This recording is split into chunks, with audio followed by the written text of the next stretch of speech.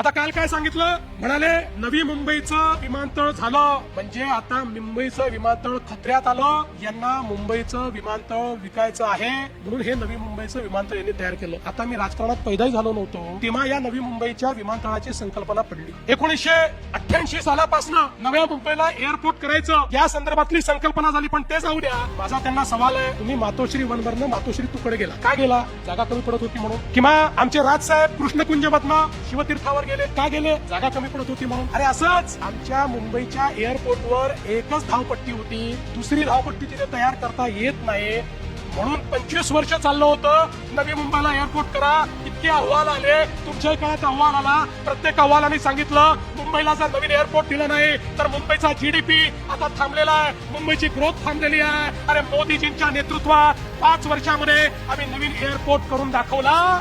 मिरची लगी तो मैं क्या करू? आणि आता सांगतो तिसरा एअरपोर्ट पण करणार आहे. अरे जर लंडनला 3 एअरपोर्ट असू शकतात तर माझ्या मुंबईला 3 एअरपोर्ट का नाही?